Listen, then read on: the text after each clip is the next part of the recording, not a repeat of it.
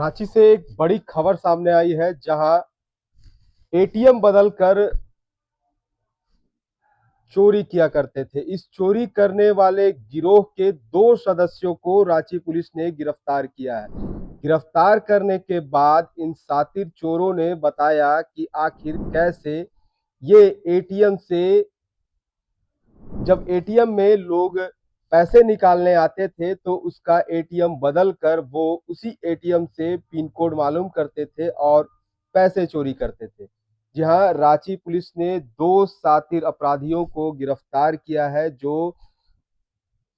ATM बदल कर चोरी किया करते थे। आए दिन खबर रांची पुलिस को आती थी कि एटीएम बदला गया है और एटीएम बदल कर उनके खाते से पैसे निकाल लिए गए हैं। इस पर रांची पुलिस ने एक टीम को गठित किया और टीम ने इस पर छापेमारी करते हुए पल्सर सवार 2 व्यक्ति पर नजर गई और इस पर जब वो सफर कर रहा था, इस दौरान उन्हें रोका गया तो ऐसे में वो नहीं रुके हैं, तो पीछा करके पुलिस ने इन 2 अपराधियों को गिरफ्तार किया। पूछताछ के दौरान इन दोनों ने बताया कि कैसे ये एटीएम में आए हुए लोगों का उनके एटीएम को बदल लिए करते थे और बदलने के बाद ही बड़ी शातिर तरीके से वो उनका पिन कोड भी मालूम कर लेते थे और जिसके बाद वो खाते से पैसे निकाल लिया करते थे।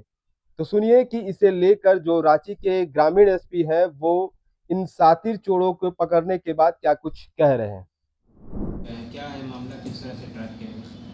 कल 14 तारीख को गुप्त सूचना प्राप्त हुई थी कि एटीएम बदलकर ठगी करने वाला जो गिरोह है उसके 2 अपराध कर्मी यहाँ पर पल्सर मोटरसाइकिल पे नंबर प्लेट चेंज करके और रांची के डिफरेंट एरियाज़ में घूम रहे हैं और ठगी कर रहे हैं। इस सूचना पे त्वरित कार्रवाई करते हुए एक टीम का गठन किया गया जिसको लीड डीएसपी सदर कर रहे थे और बीआईटी बेस्टा ओवर ब्रिज पर चेकिंग लगाई गई।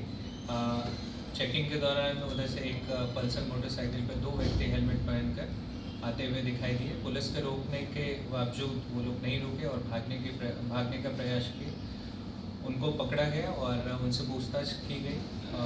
पूछताछ के दौरान उनके पास से अन्य लोगों के एटीएम कार्ड बरामद हुए और जब उनका आपराधिक पूछताछ के दौरान आपराधिक इतिहास देखा गया तो उनके विरुद्ध एक के विरुद्ध 8 केसेस दर्ज हैं जो एटीएम ठगी के मोस्टली केसेस हैं। फिर उन्होंने कन्फेस किया कि हम लोग जगह जगह पे जाकर एक एटीएम मशीन के अंदर ऐसा कुछ लगा देते थे जिससे फिर एटीएम अंदर नहीं जाता था और फिर हम लोग एज एजेंट बन के या सहयोग करने के लिए एटीएम में जाते थे और उससे फिर एटीएम बदल कर उनका एटीएम खुद ले लेते थे और उनका पिन पता करने की वो लोग तरकीब रखे थे कि एटीएम लगा के देखते थे, फिर उनको बोलते थे पिन डालने के लिए, तो इस तरह से उनको पिन भी पता चल जाता था। फिर एटीएम बदल लेते थे और उसके बाद उससे फिर निकासी कर लेते थे। ये जो है नामकुम में ठगी कर चुके हैं, वहाँ के सीसीटीवी फुटेज हैं। जमशेदपुर में बर्मा माइंस और गोलमुरी थाना अंतर्गत इन लोगों ने ठगी की है। धनबाद के सराय ढेला थाना और सरिया थाना में इन्होंने ठगी की है।